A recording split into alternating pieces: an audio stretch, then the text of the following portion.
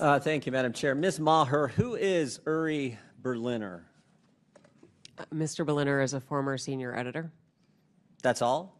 a former senior business editor for NPR. How long do you work at NPR? I believe he was there just over 25 years. 25 years?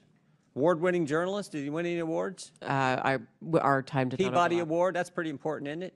That is, So absolutely. pretty distinguished journalist, right? Certainly. And he wrote a long story about what you do at NPR. Is NPR biased? Congressman, I have never seen any instance of political bias determining editorial decisions, no.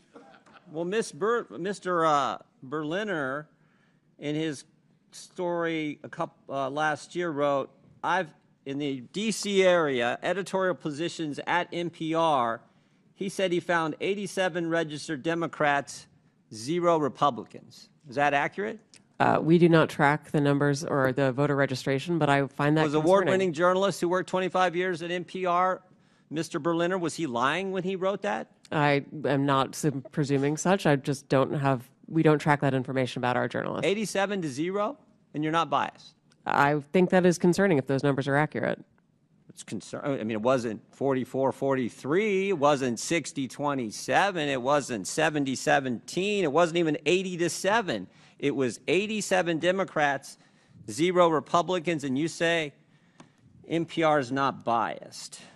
How about the big stories over the last few years? According to Mr. Berliner, again, he wrote on the Trump-Russia story, he wrote, at NPR, we hitched our wagon to Trump's most visible antagonist, Representative Adam Schiff. He said they interviewed him 25 times. Is that accurate?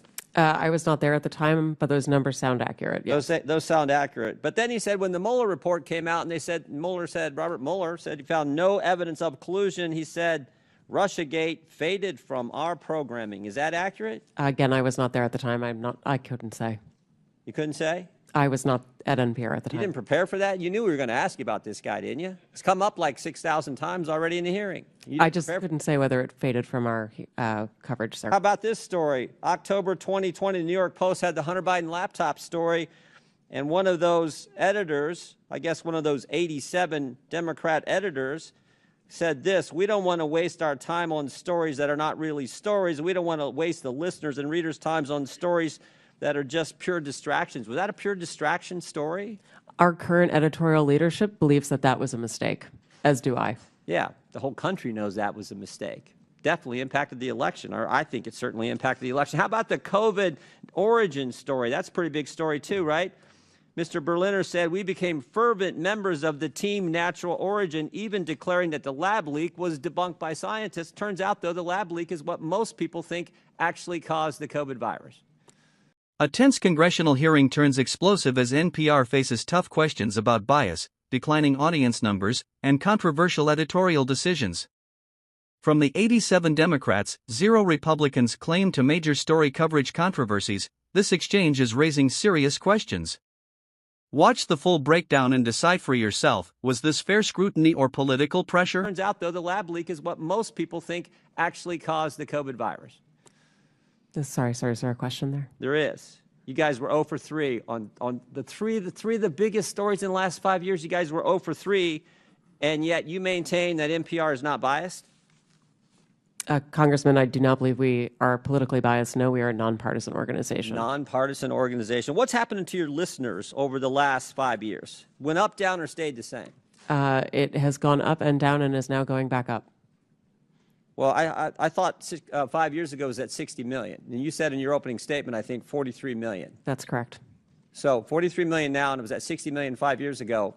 I can do some math. That looks like it went down. And is now going back up. It's now going back up? Yes, it is. How much has it went back up? It's gone up a couple of millions over the past years. So you went from 60 million to 41 million. Now you're back up to 43 million. In a year's time, I'm very proud of that growth, sir. Okay, you're proud of that growth. Okay. But over 5 years, it's went down 18 million. That is correct, sir. Okay. Should taxpayers subsidize NPR? I believe that taxpayers subsidize local stations, sir. That is the vast majority of what I thought you said you got 11 million from Corporation of Public Broadcasting, which is taxpayer funded directly to you, right? That is to support the public radio. And then local stations get it from the Corporation of Public Broadcasting, right? They get taxpayer money. 100 million that goes to the local 100 million goes to local stations, and then those local stations buy back programming and content from you. So that money goes to the local stations, comes back to you.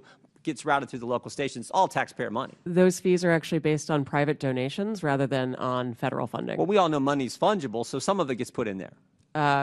Certainly, we could agree that money is fungible. What? More money for less listeners. You fired the guy who pointed all this out, who said that you were so biased to the left that you lost listeners, which is exactly happening, and you're here maintaining that, oh, you need to continue to get taxpayer money. I did not fire Mr. Berliner, sir. Okay, the guy that left after all that. Understand. Are you fundraising off today's hearing? Sir, I believe that there was a message that went out earlier today letting people know we were coming in. Yes. Yeah, and at the bottom of the message it said, donate now, right? I don't recall the exact I language. can show it to you. Right there it is, donate now. I mean, I'm not against fundraising. We all do it. I mean, I get it. But it's, I assume this fundraising thing is probably going to all the left listeners who are subsidized content by the taxpayers, and that's The the gentleman's rub. time has That's expired. the rub. I yield back. I now recognize Ms. Randall from Washington for 5 minutes. Thank you so much. You know, Please, don't forget to like, comment and hit the subscribers button for more political updates.